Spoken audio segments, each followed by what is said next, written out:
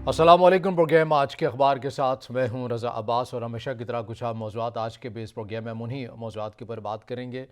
कल मुल्क पाकिस्तान के अंदर एक बड़ा ही इसको अजीब कह लें या तशवीशनाक दिन कह लें। कल हमने देखा कि जुड़वा शहरों में जिस शिद्दत के साथ ज़लज़ला भी आया, फिर बलूचिस्तान बेला इलाके के अंदर जो एक अलमनाक हादसा भी पेश आया, कोहाट में भी एक हादसा पेश आया।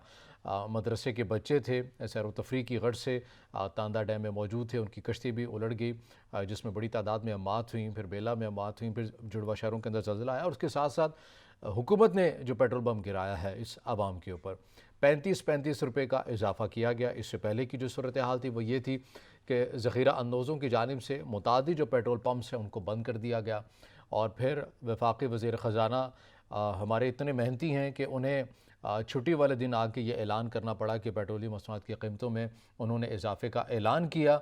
और ये नहीं कहा कि मुतादिद ऐसे पेट्रोल पंप्स हैं जिन्होंने रोका है, जिन्होंने ज़ख़ीरा अंदोज़ी की है, जिन्होंने पेट्रोल होने के बावजूद जो है वो आवाम को परेशान किया है, अपनी गवर्नेंस के ऊपर ध्यान नहीं दिया, बल्कि उसका हल उन्होंने ये निकाला कि आकर ऐलान कर दिया जाए। तो ये जो अभाम है, ये जो ज़ख़ीरा अंदोज़ी है कि ये इंतज़ार कर रहे हैं कि पेट्रोलियम मसनूआत की कीमतों में इजाफ़ा होगा तो ही उसी सूरत में हम महंगा करके पेट्रोल बेचेंगे। उस ऐलान के बाद जो है वो पेट्रोल कहाँ से मुल्क पाकिस्तान के अंदर से निकल कर आ गया वो हमने देखा और इस आवाम ने भी देखा। तो गवर्नेंस के ऊपर बार बार बातें होती हैं, ये इस हुकूमत के हवाले से बात नहीं होती है। जो भी हुकूमत आ जाए हर बार गवर्नेंस और करप्शन ये दो अहम मामले हैं जिनके ऊपर बार बार बात होती है। आज के इस प्रोग्राम में भी हम बात करेंगे कि मुल्क की इस जो मौजूदा माशी सूरत हाल है इसका ज़िम्मेदार कोई एक फ़र्द है, कोई एक शख्स है, कोई एक सियासी जमात है या तमाम इस रियासत के स्टेक होल्डर्स हैं। हम तनकीद सभी करते हैं, हम मसाइल की निशानदेही सभी करते हैं, मगर ये उम्मीद होनी चाहिए या फिर ये निशानदेही हो सकती है कि ये चीज़ें वहाँ से रिवर्स कैसे होंगी जिस नहज के ऊपर हम पहुँच चुके हैं। और आने वाले दिनों के अंदर मज़ीद ये इम्कान ज़ाहिर किया जा रहा है, चूँकि ये IMF की शराइत थी जिसको तस्लीम किया गया और मज़ीद भी पेट्रोलियम मसनूआत की कीमतों में इजाफ़ा हो सकता है और बिजली और गैस के भी जो नर्ख़ हैं उनमें भी इजाफ़ा होगा। पाकिस्तान तहरीक इंसाफ हो या दीगर अपोजिशन की जो सियासी जमातें हैं सियासत कर लें, मगर कोई भी हुकूमत इस वक्त हो वो क्या करेगी, उसको ये फ़ैसले मानने पड़ेंगे, वो तस्लीम करेगी, चूँकि ये उन गलतियों का खुमियाजा है जो मुसलसल एक तवातुर के साथ हम करते हुए आ रहे हैं, जो हमारे आगे आ रही हैं और हम कुछ भी सीख नहीं रहे हैं। इस तमाम पाकिस्तान की मुआशी सूरत हाल के हवाले से आज के इस प्रोग्राम में हम बात करेंगे और इन तमाम अमूर के ऊपर बात करने के लिए मैं स्टूडियो में ज्वाइन किया है सीनियर सहाफ़ी तज़कियाकार मियाँ मुनीर अहमद साहब ने। मियाँ साहब बहुत शुक्रिया वक्त देने के लिए। मियाँ साहब सबसे पहले बात कर लेते हैं इसी अहम पाकिस्तान का जो माशी सूरत हाल है। इसहाक डार साहब हों, पहले ये कहते रहे मिफ्ता साहब बड़ी पेट्रोलियम मसनूआत की कीमतें जो हैं वो बढ़ा रहे हैं, डॉलर्स को मार्केट के रहमो करम के ऊपर छोड़ा हुआ है, मेरे पास फार्मूले हैं, मैं बेहतर कर दूंगा। 4 से 5 माह की ताख़ीर की और फिर बिल आखिर उसी पॉलिसी के ऊपर आ गए। जी बहुत शुक्रिया रज़ा भाई। ये हमेशा की तरह आज फिर आपने सुबह सुबह लोगों को एक तो परेशान किया है पेट्रोल प्राइसेस ने, और दूसरा आपने उनको एक और आज सुबह सुबह याद दहानी करा के उनको और परेशान कर दिया। मेरा ख़्याल था कि आज हम कुछ और मौजू पे बात करते, लेकिन चूँकि ज़ाहिर है ये मईशत है और पाकिस्तान है, सियासत है, तो ये भी हमारा हिस्सा है गुफ्तगू का। देखें, पाकिस्तान की जो पेट्रोल की जो क्राइसिस है, हम सऊदी अरब से अपना जो ज़रूरियात है वो लेते हैं 56%, और जो UAE है वो हमें देता है 34%। ये कुल 90% मिला के हम दोनों मुल्कों से तेल लेते हैं। ये दोनों ही हमारे दोस्त मुल्क हैं जी, और हमारा भी दावा है, उनका भी दावा है। लेकिन पाकिस्तान हो या कोई और मुल्क हो या दुनिया हो, जहाँ कारोबार होता है वहाँ दोस्ती नहीं चलती। इसीलिए गुज़िश्ता एक हफ़्ता कबल सऊदी अरब के वज़ीर ख़ज़ाना ने कहा कि हम आपको पैसे दे रहे हैं, लेकिन अब आइंदा ऐसा नहीं होगा, हम आपको पैसे ज़रूर देंगे, लेकिन साहब आपसे हिसाब ही लेंगे कि आपने पैसे कहाँ ख़र्च किए और उसका असरात क्या हुए, उससे आपने अपने ढांचे को किस तरह मजबूत किया, किस तरह मुस्तहकम किया। ये चीज़ें हैं। अब हम देखते हैं कि पेट्रोल प्राइसेस, आपने कहा कि जैसे 35 रुपये पर लीटर नर्ख जो है वो बढ़े हैं। 7 रुपये बढ़ाए थे मिफ्ता इस्माइल ने, तो मरीम नवाज साहबा ने कहा था कि जी आपने क्या कर दिया है, आपको ख्याल होना चाहिए आवाम का। आम आदमी का वो ख्याल ही नहीं है, ट्वीट कर दिया। नवाज शरीफ साहब इस फैसले से खुश नहीं वो हैं। जी उस खुश नहीं है, उठ के चले गए मीटिंग में। मेरा ख्याल है कि इस मीटिंग में नवाज शरीफ बैठे रहे और कहा उस वक्त तक नहीं उठूंगा जब तक आप 35 रुपये के निकलोगे। मेरा अपना अंदाज़ा है। अगर वो उस वक्त उठ के चले गए थे तो इस वक्त लगता है कि वो बैठे रहे कि करो भी 35 का, तब उठूंगा मैं। अब मरीम भी खामोश है, शहबाज शरीफ भी खामोश है, मुस्लिम लीग एन की बाकी लीडरशिप भी खामोश है। इन्हें अब सामने आना चाहिए ना इस आग डाल के कि आप क्या कर रहे हो, हमारा बेड़ा गर्क कर रहे हो।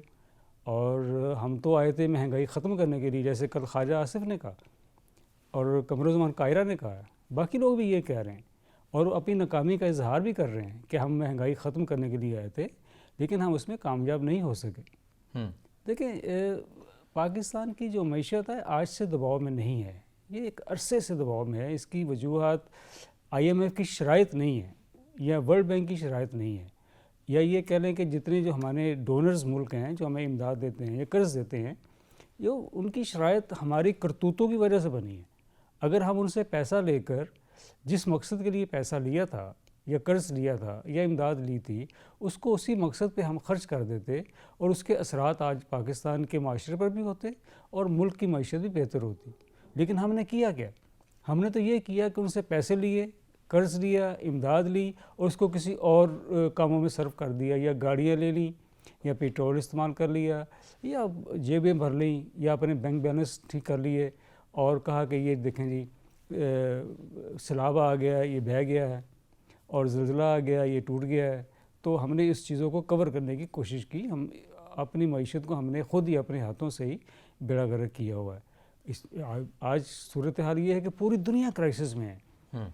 अमेरिका, यूरोप, जो ममालिक हैं दुनिया भर के, सब क्राइसिस में है।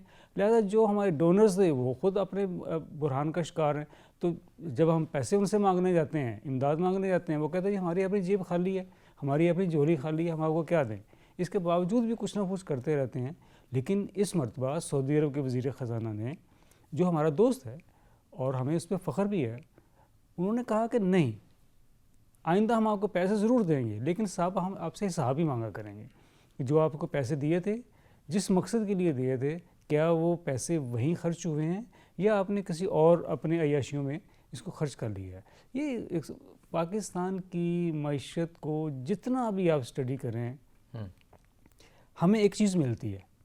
देखें, हमने जब पाकिस्तान हासिल किया तो रशिया और अमेरिका दो दुनिया में ताकतें थीं जो माशी निज़ाम लेकर चल रही थी। एक चाइना था। हमने रशिया के माशी निज़ाम को फॉलो किया और सियासी तौर पर हमने अमेरिका की तरफ जाने की कोशिश की। ये 5 साल मनसूबा था जो हमने 91 में छोड़ा है, 51 से शुरू किया और 91 में छोड़ा है। वो एक बेहतरीन एक माशी मनसूबाबंदी थी। हम देखा करते थे कि पिछले 5 साल में हमने क्या कमी रही, उसको आइंदा पूरा करना है। जो ही रशिया टूटा 91 में और उसकी रियासतें अलग हुई, हमने भी कहा ठीक है, हम रशिया को हमने क्या फ़ॉलो करना है। ये हम जब 5 साल मनसूबा था, ये 91 में छोड़ दिया हमने। उसके बाद आप देखें, उसके बाद हम चले गए IMF की झोली में। वो एक शर्त है, दूसरी शर्त है, तीसरी शर्त है। पहले 3 जो प्रोग्राम थे IMF के, उन्होंने हमें बिल्कुल दिल खोल के आंखें बंद करके पैसे दिए और हमने कहा ये तो मौज लगी हुई है, हम IMF के पास जाएंगे और वो हमें पैसे देगा, हम खा भी जाएंगे, उसके बाद फिर चलेगा, फिर अगली किस्त आ जाएगी। लेकिन बिलाखिर ऐसा हुआ कि वो आहिस्ता आहिस्ता आहिस्ता आहिस्ता वो हमारे ऊपर एक कड़ी शर्त जो थी वो अब आयद होना शुरू हो गई है। अब आपके सामने है सारी सूरत हाल। ये जो हमने पेट्रोल बढ़ाया है, इसकी जो निर्ख बढ़ाए हैं, इसकी वजह भी यही है ना। अब हम गैस के निर्ख बढ़ाने मियां जा साहब, रहे हैं। इसमें ये जो बड़ा आसान होता है किसी भी हुकूमत के लिए आकर पेट्रोलियम मसनूआत की कीमतों में इजाफा कर देना, तो ये IMF की जानिब से ये बाकायदा तौर पर कहा जाता है कि आपने पेट्रोल की ही कीमतें बढ़ानी है, आपने इन्हीं चीज़ों की कीमतें बढ़ानी है, या फिर IMF मुख्तसर ये कहता है चूँकि हमने आपको पैसे दिए हैं, ये किस्त दी है, हम देखेंगे कि आपके अंदर वो सलाहियत मौजूद है या नहीं है कि आप हमें वो किस्त वापस कर सकें, या अब आपकी सवाबदीद है کہ آپ کن ایریاز میں جا کے ٹیکسز لگاتے ہیں، ہمیں کلیکشن اتنی اکٹھی کر کے دیں گے اور ہماری قسط دیں گے، یہ ایسی بات ہوتی ہے یا اب آئی ایم ایف جو ہے وہ باقاعدہ نشاندہی کر کے کہتا ہے کہ اس سیکٹر میں ٹیکس لگاؤ، اس سیکٹر میں ٹیکس لگاؤ؟ رضا بھی اس پہ کچھ 3-4 چیزیں اس میں ایڈ ہوئی ہیں. میں نے آپ سے گزارش کی جب 91 میں اس سے پہلے جب ہم آئی ایم ایف پہ جایا کرتے تھے تو وہ آنکھیں بند کر کے ہماری بات پہ یقین کیا کرتا تھا. جس طرح حکومت کہتی تھی اسی طرح اس کو وہ لیا کرتا تھا. بعد میں کیا ہوا ہے؟ بعد میں یہ ہوا ہے کہ آہستہ آہستہ ان لوگوں نے یا ان اداروں نے اپنے یوں کہہ لیں کہ سورس پیدا کرنا شروع کر لی ہے مختلف پاکستان کے اداروں میں. اب دیکھیں این جی اوز ہیں، میڈیا ہاؤسز ہیں، سیاسی جماعتیں ہیں یا دیگر جو ادارے ہیں، وہاں بھی ان کے سورس موجود ہیں. جب بھی آئی ایم ایف کے ساتھ پاکستان کی بات چیت ہونا شروع ہوتی ہے تو پاکستان کے میڈیا میں یا چاہے پرنٹ میڈیا ہو الیکٹرانک میڈیا ہو کچھ نہ کچھ ایسی خبریں آنا شروع ہو جاتی ہیں جو حکومت کے نقطہ نظر سے الگ ہوتی ہیں. آپ یوں سمجھیں کہ یہ جو وہ سورسز ہیں جو آئی ایم ایف کو اس کی وہ پکچر دکھا رہے ہوتے ہیں جو حکومت اسے چھپانا چاہ رہی ہوتی ہے.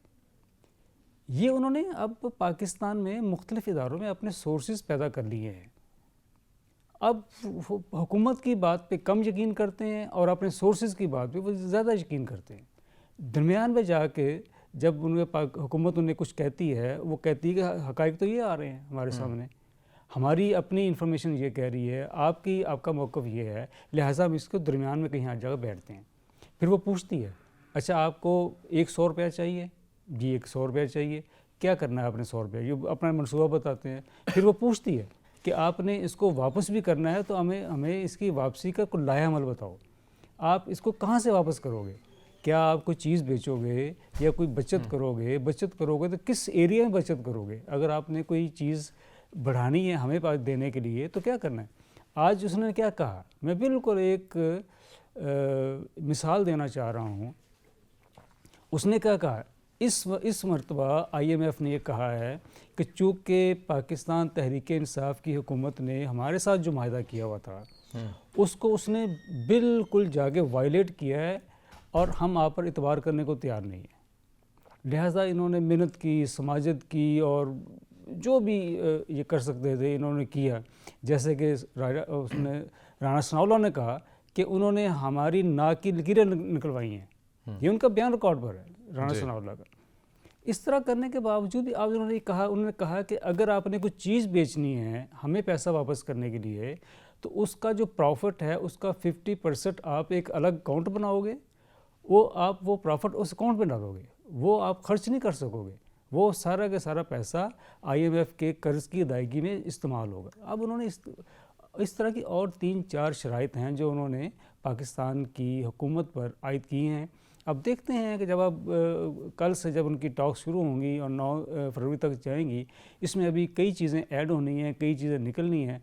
تو دیکھتے ہیں کہ اس ہفتے میں کیا چیزیں آنے والی. اور چونکہ یہ پیٹرولیم مصنوعات کی قیمتیں بڑھائی ہیں تو اس سے سبھی جو جس کے کہہ لیں کہ سیکٹرز ہیں وہ متاثر ہوتے ہیں. پبلک ٹرانسپورٹ ان کی جانب سے بھی کرائے بڑھا دیے گئے ہیں. آپ کی بنیادی اشیاء ضروریہ ہیں ان کی قیمتیں بھی جو ہیں وہ اب مزید بڑھیں گی. پہلے بھی بڑھ رہی تھیں لیکن اب مزید بڑھ جائیں گی. ایک ریزن ان کے پاس موجود ہے. اسی طرح ہر شعبہ جو ہے چاہے وہ صنعتیں ہیں یا چاہے بنیادی جو بھی عوام کی ایک مڈل کلاس کی اس ملک کے عوام کی جو ضرورت ہے اس کے اندر تو قیمتیں بڑھیں گی. ہمارے ہاں جو کنسیپٹ یا جو ایک کاغذوں کی حد تک جو بات کی جاتی ہے یا پریس کانفرنس کی حد تک بات کی جاتی ہے کہ ہم ٹارگیٹڈ سبسڈی دیں گے، جو غریب لوگ ہیں یا مڈل کلاس لوگ ہیں ان کے لیے ہم دیں گے، لیکن جو ایلیٹ کلاس ہیں ہم ان کے لیے نہیں کریں گے اور ان کو وداؤٹ سبسڈی یہ چیزیں کرنی پڑیں گی. تو یہ جو ٹارگیٹڈ سبسڈی کی بات کی جاتی ہے یہ فقط ایک بیانیہ ہے، یہ خوش کرنے کے لیے سٹیٹمنٹ ہے. یہ کوئی پاکستان کے اندر امپلیمنٹ یہ چیزیں ہو سکتی ہیں کہ مڈل کلاس کو سبسڈی دی جا سکتی ہو اور ایلیٹ کو اس سے باہر رکھا جائے. وہ ایک چھوٹا سا گانا ہے، اس کے بول مجھے صحیح طرح یاد نہیں ہے کہ جدھر دیکھتا ہوں تو ہی تو ہے. یہ جو ایلیٹ کلاس ہے یہ خود ہی غریب بن جاتی ہے، یہ خود ہی مستحق بن جاتی ہے، یہ خود ہی ناکارہ بن جاتی ہے جہاں بھی اس کو فائدہ لینا ہو یہ سب سے پہلے خود ہی اپنے سامنے آتے ہیں کہ یہ فائدہ مجھے ہی ملنا چاہیے. یہ 35 روپے پیٹرول بڑھا ہے.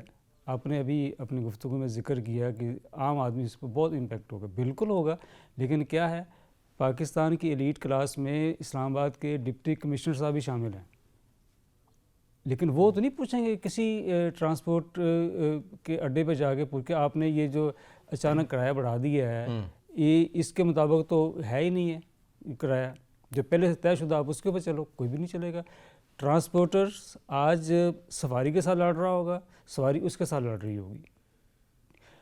چونکہ چیک اینڈ بیلنس نہیں ہے، یہ جو ہماری انتظامیہ ہے اس کا کسی جگہ چیک اینڈ بیلنس نہیں ہے. مہنگائی کی وجہ کیا ہے؟ مہنگائی کی وجہ بھی تو یہی ہے نا کہ انتظامیہ ایک چیز طے کر دیتی ہے کہ دال، گھی، شکر اس نرخ پہ بکیں گے یا فروخت ہوں گے، لیکن کچھ بھی نہیں ہوتا. اس کی وجہ کیا ہے؟ اس کی وجہ یہ ہے کہ انتظامیہ کا چیک اینڈ بیلنس نہیں ہے. جو آپ نے بات کی بالکل آپ درست کہہ رہے ہیں کہ، لیکن میرا نقطہ نظر یہ ہے کہ جب انتظامیہ کام نہیں کریں گی، آنکھیں بند کرے گی، سو رہی ہوگی، تو عام آدمی تو بیچارہ پریشان ہوگا، چاہے وہ وین پہ سفر کر رہا ہو، چاہے بس پہ سفر کر رہا ہو، چاہے وہ کسی طرح بھی اپنے ذرائع استعمال کرے سفر کے، تو وہ تو پریشان ہوگا. اس کا جھگڑا کنڈکٹر کے ساتھ ہوگا یا ٹرانسپورٹر مالک کے ساتھ ہوگا، وہ تو بیچارہ وہیں جھگڑتا رہے گا. اصل چیز یہ ہے کہ اگر آپ نے حکومت لی ہے، آپ انتظامیہ کا حصہ ہو، تو آپ کی ڈیوٹی ہے، آپ کی بنیادی فرائض میں یہ بات شامل ہے کہ آپ نے عوام الناس کے حقوق کا خیال رکھنا ہے، ان کا تحفظ کرنا ہے آپ نے. اب یہ جو معاملہ ہے کہ ہمارے جو دیگر جو شعبے ہیں جہاں پر ہماری جو اب ترجیحات نہیں رہی ہیں یا ماضی میں کہیں نہ کہیں ہوا کرتی تھیں، زراعت کے حوالے سے ہو، ہم اس کو اپنی پروڈکٹ کو صحیح معنوں میں اس کو نہ سیل کر سکے ہیں، نہ اس کی مارکیٹنگ کر سکے ہیں، نہ اس کی پروڈکشن بڑھا سکے ہیں، بلکہ اب تو بہت کم حد تک ہوتی جا رہی ہے کیونکہ کسان کو ہم سہولیات نہیں دے رہے ہیں. تو کسان کے لیے بڑا آسان ہے اپنی زمین کسی ہاؤسنگ سوسائٹی کو وہ بیچ دیا کرتا ہے اور اچھے دام وصول کر لیا کرتا ہے، اور اس سے پھر یا تو وہ خود بھی کوئی پلاٹ لے لے گا یا کوئی چھوٹا موٹا جو ہے وہ کوئی اپنا کریانہ سٹور یا دیگر یہ چیزیں چلا لے گا. مہنگی بجلی ہم بنا رہے ہیں. ان بڑے بڑے شعبوں کے اندر ہمارا جو دھیان ہے وہ کیوں نہیں ہے؟ اور اس حوالے سے آنے والے دنوں کے اندر کوئی پالیسی کو میکنزم بنے گا یا ہم نے وقتی طور پر پھر ایسا کرنا ہے کہ ہم نے IMF کی شرائط وقتی طور پر مان کر ان سے قسط لے کر، چونکہ آگے الیکشن ہے، پھر اعلانات کر دے رہے ہیں، پھر جو قیمتیں ہیں وہ ہم نے نیچے لے آنی اپنے ووٹ حاصل کرنے کے لیے، اور دوبارہ سے وہی ایک پالیسی ہے، وہی اسی دائرے کے گرد جو ہے وہ گھومتی رہے گی؟ میں سوال کا جواب آپ سے لوں گا، مگر ناظرین وقت ہوا ہے بریک کا، ہمارے ساتھ رہے گا.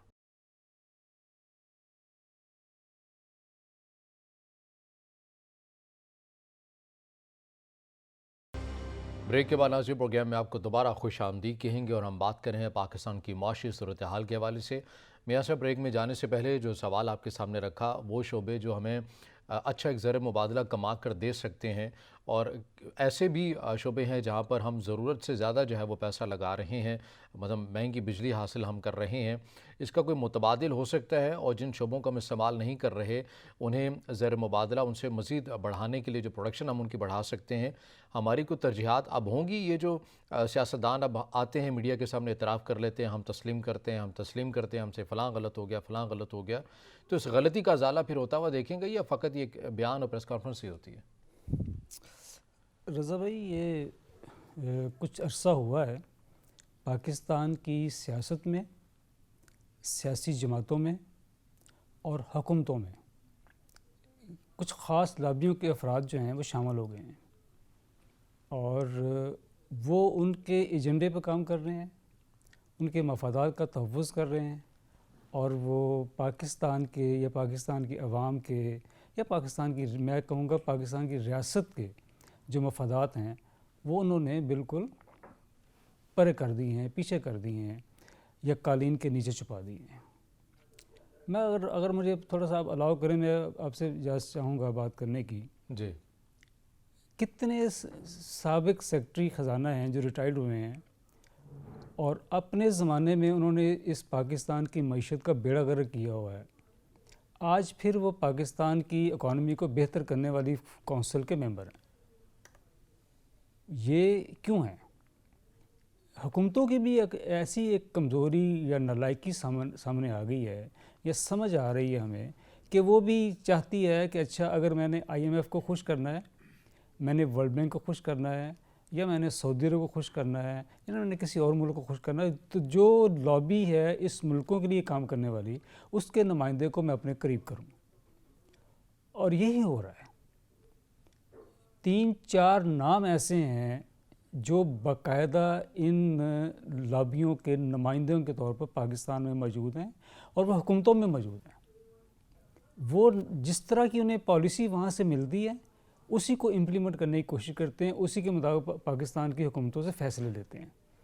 اب گن لیں، مطلب نام لینے کو جی بھی چاہ رہا ہے کہ ریٹائرڈ جو لوگ ہیں سیکرٹری خزانہ، وہ کتنے آج بھی حکومت میں شامل ہیں. اس میں ایک وقار مسعود شامل ہے، چلے میں نام لے دیتا ہوں. جب بھی حکومت یہ سوچتی ہے کہ ہم اپنے پاؤں پہ کھڑا ہوں گے اور IMF کے پاس نہیں جانا چاہتے، تو وہ صاحب جو ہیں وہ اپنا بیان بازی شروع کر دیتے ہیں کہ اس کے بغیر جانے کوئی گزارا نہیں ہوگا، ہم چل نہیں سکیں گے، ہم مر جائیں گے، ہم بے ہوش ہو جائیں گے. وہ اس طرح کی لابیوں کے لوگ موجود ہیں مختلف اداروں میں جو چاہتے ہیں کہ حکومتیں ان اداروں کی تابع فرمان رہیں.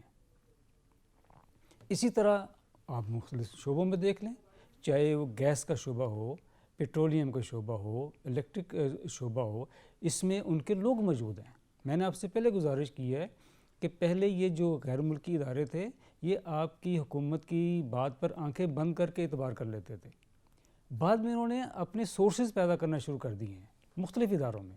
اب وہ اپنے سورسز کی بات کو پہلے لیتے ہیں، پہلے ان سے رپورٹس منگواتے ہیں، ان کا پہلے انالیسز لیتے ہیں، ان کا پہلے تجزیہ لیتے ہیں، اس کے بعد حکومت کے ساتھ میز پہ بیٹھتے ہیں بات چیت کے لیے.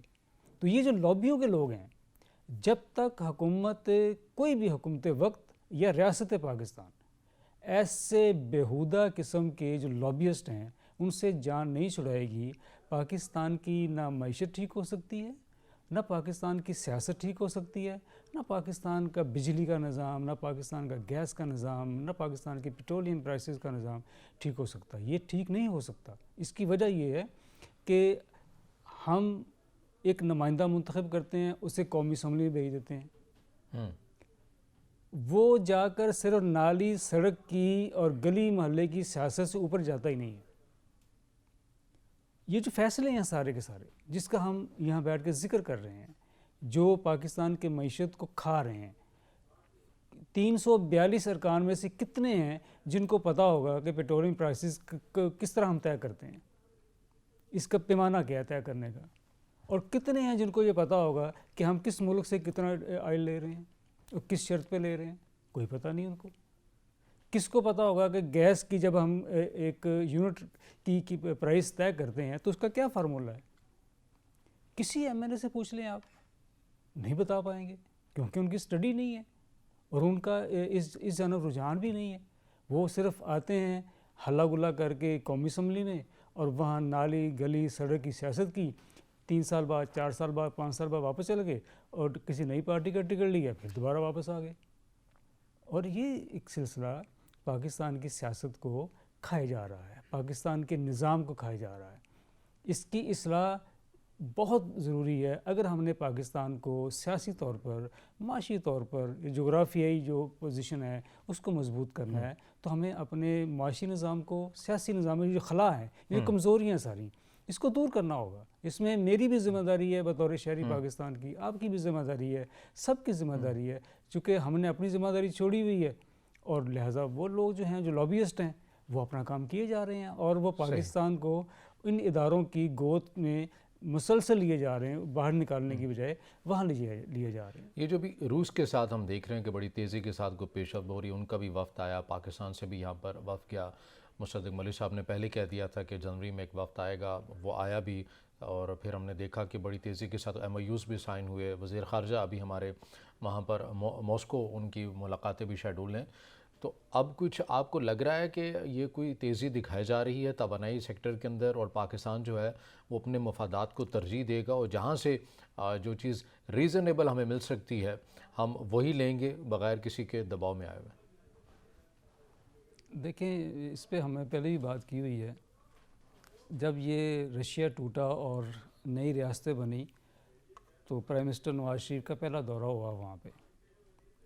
تب سے لے کر آج تک ایک فارغ نفس میں ایک اسٹینڈرڈ لیٹر پڑا ہوا ہے. جب بھی ہمارا کوئی نہ کوئی ڈیلیگیشن وہاں جاتا ہے, چاہے تاجکستان جائے, ترکمانستان جائے یا کسی اور ملک میں جائے, اسی جو ریاستیں ہیں, تو ہم کہتے ہیں جی ہم آپ سے گیس لینا چاہتے ہیں. ہر مرتبہ ہم ان سے گیس لے کے آتے ہیں. جب ان کا ڈیلیگیشن آتا ہے وہ ہر مرتبہ ہمیں گیس بھیج کے چلا جاتا ہے. یہ صرف زبانی کلامی ہے, اس پر کوئی عمل درآمد نہیں ہو رہا. اب دیکھیں نا 3 پائپ لائنز ہیں جو اس وقت بھی مطلب آج 30 سال ہو گئے, 25 سال ہونے والے ہیں. تاپی کہہ لیں جو تاجکستان سے آنی ہے, پاکستان کو ہوتے ہوئے افغانستان سے پھر آگے انڈیا جانی ہے, لیکن نہیں ہو رہی. پھر دوسری جو ایران والی گیس پائپ لائن ہے جو انڈیا جانی, وہ بھی نہیں ہو رہی. آپ کے سامنے یہ 2 منصوبے میں آپ کے سامنے ذکر کیے. کبھی جب یاد آ جاتا ہے تو ہم ایک اینٹ اٹھاتے ہیں, وہاں لگا دیتے ہیں اور ہم سمجھتے ہیں کہ دیوار بڑی اس میں ہماری غفلت زیادہ ہوتی ہے یا واقعی دباؤ بہت شدید ہے اور اس دباؤ کے لیے بغیر جو ہے ہم نہیں آگے چل سکتے کیونکہ ہمارے مفادات کسی اور کے ساتھ جڑے ہوئے ہیں, یا پھر ہماری اپنی غفلت ہے بیوروکریسی کی اور حکمرانوں کی؟ سر میں اگر نہ چاہوں نا, اگر میں نہ چاہوں تو دنیا کی کوئی طاقت میرے منہ پہ مکہ نہیں مار سکتی. اگر میں خود اپنا منہ آگے کر دوں گا تو مجھے 2 مکے پڑیں گے. پاکستان کی پالیسی ساز اداروں کی یہ ناکامی ہے کہ ہم کبھی کہتے ہیں کہ افغانستان سے ہمیں نہیں مفاد لینا ہے لہٰذا ہم ادھر گھس جائیں, کبھی ہم کسی اور طرف دیکھنا شروع کر دیتے ہیں, کبھی کسی اور طرف دیکھنا شروع کر دیتے ہیں. یہ تو میں نے گیس پائپ لائن کا یا باقی چیزوں کا ذکر کیا ہے, یہ کیوں خراب ہوا ہے؟ دنیا بھی دیکھ رہی ہے آپ کو, دنیا بھی آپ سے اپنا مفاد چھیننا چاہتی ہے. میاں صاحب قطع کلامی معاف, یہاں پر اپنے ناظرین کو ایک بریکنگ نیوز دیتے ہوئے چلیں کہ راولپنڈی میں عوامی مسلم لیگ کے سربراہ شیخ رشید کی رہائش گاہ کو, ان کی لال حویلی کو سیل کر دیا گیا ہے. آپ کو بتا رہے ہیں کہ شیخ رشید کی رہائش گاہ لال حویلی کو انتظامیہ کی جانب سے سیل کر دیا گیا ہے. اس حوالے سے مزید تفصیلات بھی جانیں گے اپنے نمائندے سہیل راجہ سے. سہیل, آگاہ کیجیے گا اس سے متعلق.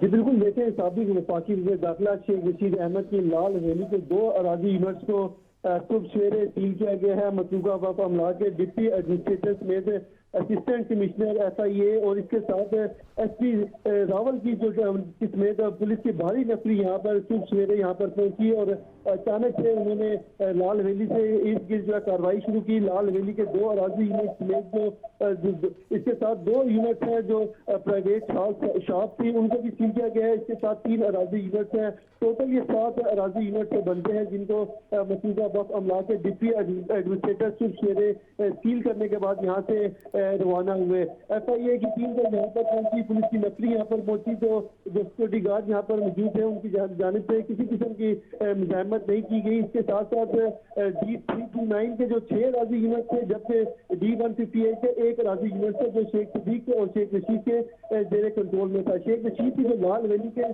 نیچے بلائی منزل ہے جہاں پہ شیخ رشید کا آفس تھا, اس کو سیل نہیں کیا گیا, اس کو سیل کیا گیا. اس کے اوپر جو بلائی منزل ہے جہاں پر اوپر دفتر شیخ رشید نے بنایا ہوا تھا, اس کو سیل نہیں کیا گیا. 2 یونٹ تھے جس میں شیخ رشید نیچے والے پورشن میں بیٹھے تھے, اس کو سیل کرنے کے بعد مطلوبہ وقف املاک کے جو ڈپٹی ایڈمنسٹریٹر ہے وہ یہاں سے روانہ ہوئے تھے.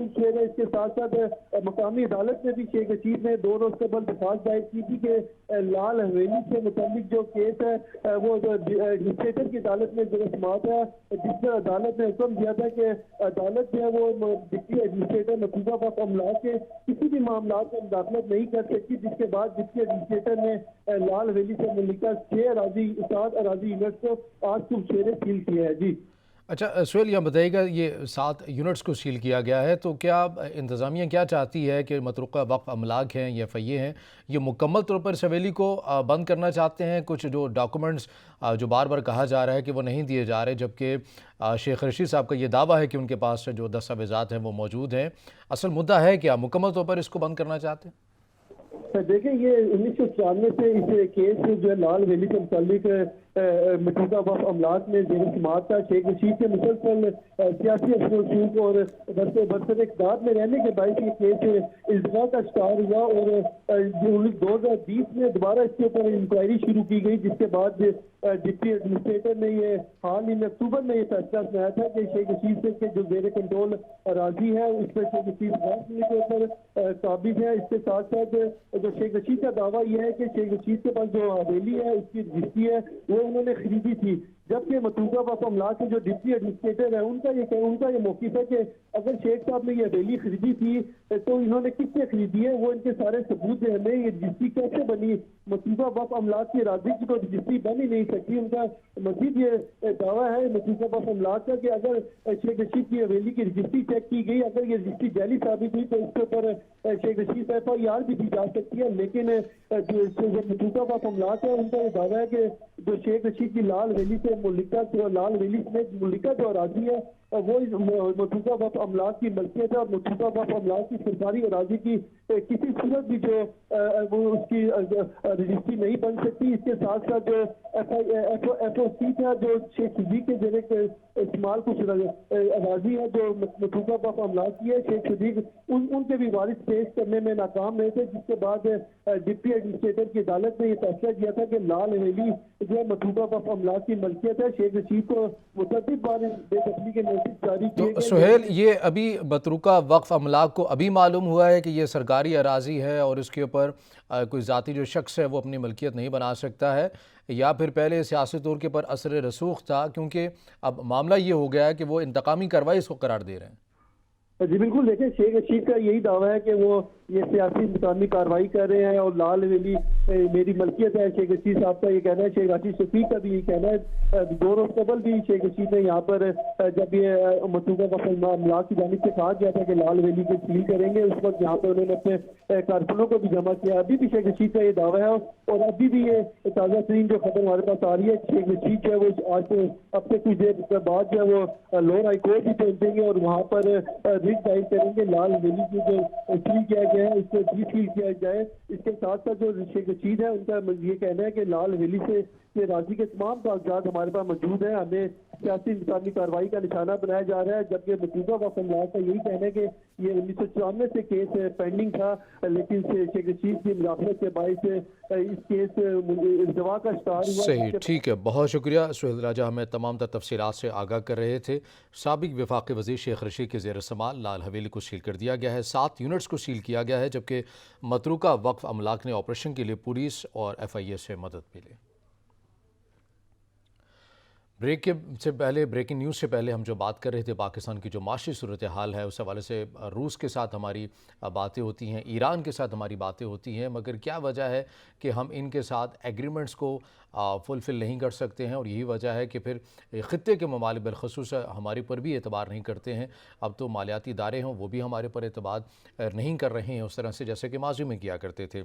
میاں صاحب، یہ ہم بار بار تو اس چیز کا نوحہ پڑھتے ہیں کہ کیونکہ ہماری غفلت ہے، کوتاہی ہے، یا اس موقع کے اوپر بھی دیگر جو سیاسی جماعتیں ہیں، پاکستان تحریک انصاف ہے، وہ تو کہتی ہے کہ ہم اس فیصلے کو مسترد کر دیتے ہیں، مسترد کرنے سے نہیں معلوم کہ کیا ہو جائے گا، کہ لوگوں کا معیار زندگی بہتر ہو جائے گا۔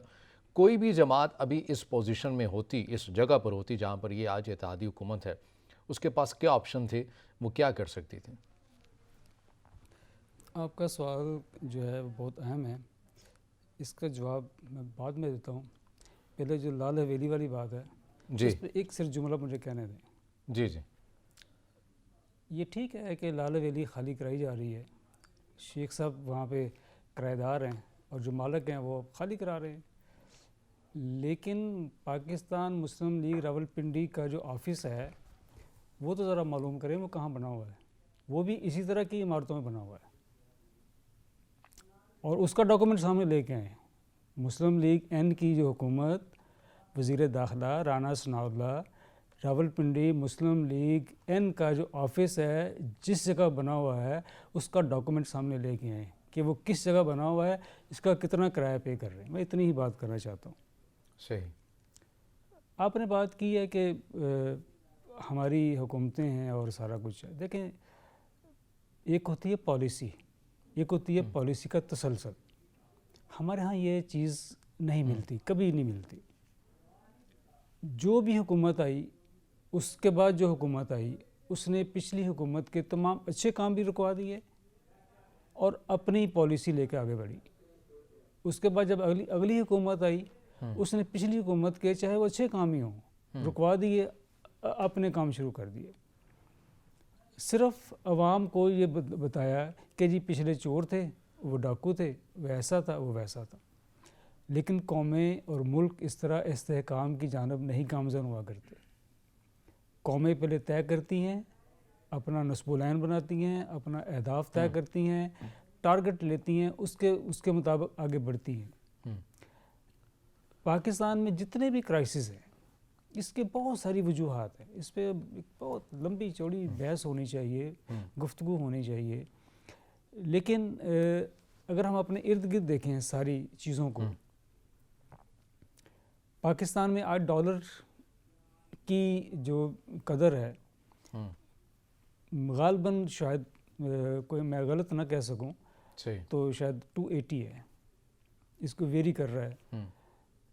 لیکن بنگلہ دیش میں 103 ہے, انڈیا میں 81 ہے, افغانستان میں 88 ہے, اور پاکستان سے ڈالر سمگل ہو کے افغانستان جا رہا ہے جہاں ریٹ ہی 88 ہے. میاں صاحب آپ اپنی گفتگو کا تسلسل رکھیے گا, مجھے بریک کا کہا جا رہا ہے. ناظرین بریک کے بعد دوبارہ حاضر ہوں گے اور یہیں سے گفتگو کا آغاز کریں گے. ہمارے ساتھ رہیے گا.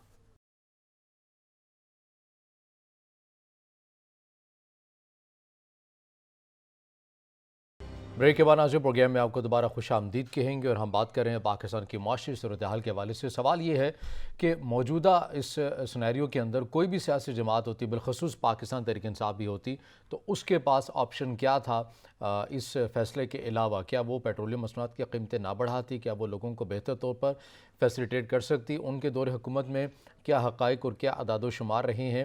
یا کوئی بھی اور سیاسی جماعت یا کسی سنگل جماعت کی جو ہے وہ حکومت ہوتی تو وہ اس موقع کے اوپر کیا کرتی ہے؟ میاں صاحب گفتگو کا آغاز کیجیے گا جو بریک میں جانے سے پہلے آپ کر رہے تھے. میں آپ سے یہی گزارش کر رہا تھا کہ جو حکومت آتی ہے وہ پچھلی حکومت کے اچھے کام بھی رکوا دیتی ہے اور اپنی پالیسی کو آگے لے کے چلتی ہے. یہ تسلسل نہیں ہے ہماری حکومتوں کی جو اچھے کاموں کی پالیسی کا. پھر ہمارے اندر برداشت نہیں ہے, ہم اپوزیشن کو برداشت نہیں کرتے. میں ایک چھوٹی سی مثال دینا چاہتا ہوں. جی, اسی خطے میں وہ دشمن ملک ہے, مجھے پسند نہیں ہے اور میں کبھی بھی اس کو پسند نہیں کروں گا جب تک کہ وہ اپنا رویہ درست نہ کرے انسانی حقوق کے حوالے سے, کشمیر کے حوالے سے. لیکن وہاں ہم دیکھتے ہیں کہ اپوزیشن اور حکومت نے کبھی ایک دوسرے کو لتاڑا نہیں ہے. مودی نے سردار پٹیل کانگریس کے لیڈر تھے, اس کا کوئی 500 فٹ سے زیادہ بڑا مجسمہ انڈیا میں لگوایا ہے. وہ ان کی مخالف پارٹی کا لیڈر تھا, سردار پٹیل کانگریس کے تھے وہ. میں بھی یہاں آپ کے ذریعے یہاں گزارش کرنا چاہتا ہوں کہ پاکستان میں کوئی بھی حکومت آئے, جو پچھلی حکومت کے اچھے کام ہیں جو ملک کو فائدہ پہنچا سکتے ہیں, عوام کو فائدہ پہنچا سکتے ہیں, کم از کم انہیں ضرور جاری رہنا چاہیے, انہیں ختم نہیں ہونا چاہیے. آپ نے کہا تحریک انصاف کیا ہوتی یا مسلم لیگ این کیا ہوتی, کاف کیا ہوتی, پیپلز پارٹی کیا ہوتی اور یہ کیا کرتی. اگر یہ پاکستان کے مفاد کی جگہ پر بیٹھے ہوتے تو آج یہ ایک دوسرے کو صحیح انداز میں تنقید کر رہے ہوتے. صرف یہ نہ کہتے کہ جی چونکہ آپ کا چہرہ پسند نہیں لہٰذا آپ کو جیل میں ہونا چاہیے, اور آپ کا چہرہ پسند نہیں آپ کو حوالات میں ہونا چاہیے, اور چونکہ آپ ہمارے اوپر تنقید کرتے ہیں لہٰذا آپ کو اندر ہونا چاہیے, آپ کو باہر نہیں ہونا چاہیے. اس طرح نہیں چلتے حکومتیں یا ملک, اس طرح نہیں چلتے. حکومتیں اور ملک اس طرح چلتے ہیں کہ آپ کا ٹارگٹ کیا ہے, آپ نے ترقی خوشحالی کیسے حاصل کرنی ہے اور آپ نے کن شعبوں میں کیسے آگے بڑھنا ہے, چاہے زراعت ہو, چاہے صنعت ہو, چاہے کوئی بھی شعبہ ہو, چاہے دفاع کا ہو. لیکن ہم چیزوں کو لے کے چلتے ہیں صرف شارٹ ٹائم کے لیے, ایڈہاکزم ہم کے اوپر چل رہے ہیں. کوئی بھی شعبہ دیکھ لیں ایڈہاکزم ہے. کبھی کہا جاتا ہے, کل اسلام آباد میں ایک سیمینار ہوا جس میں رضا اربانی اور باقی لوگ بھی شریک ہوئے, انہوں نے ایڈریس کیا. وہاں کیا بات ہوئی وہاں ٹی ٹی پی کے ساتھ مذاکرات کی بات ہوئی، انہوں نے بھی گلہ کیا، وہ پارلیمنٹیرین ہے، انہوں نے گلہ کیا کہ ٹی ٹی پی کے ساتھ کون کہاں پر کن امور پر بات چیت کر رہا ہے ہمیں کوئی علم نہیں۔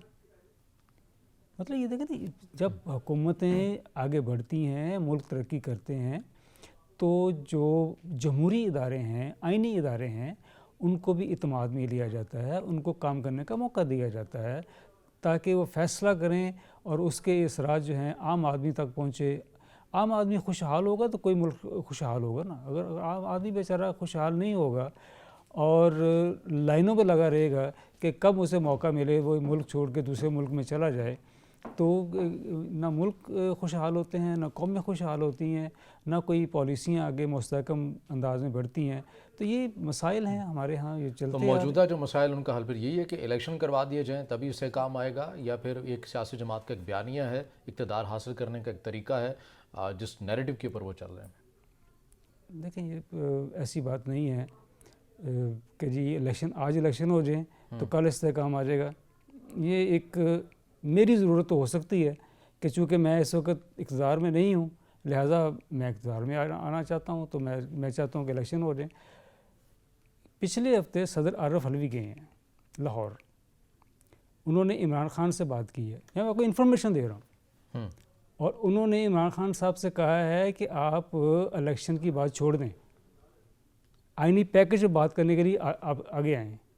اگر آپ نہیں یہ میری بات مانیں گے اور آپ 2-3 ماہ خاموش نہیں رہیں گے، یہ جو آپ تلخ بیانات دے رہے ہیں اس سے آپ پیچھے نہیں ہٹیں گے، تو یہ میرا استعفیٰ ہے، اس کو آپ اپنے پاس رکھ لیں۔ یہ میں آپ کو انفارمیشن دے رہا ہوں۔ اچھا، ہاں، مطلب چیزوں کو سنبھالنے کے لیے میں نے آپ سے گزارش کی ہے، ضد چھوڑنا ہوگی۔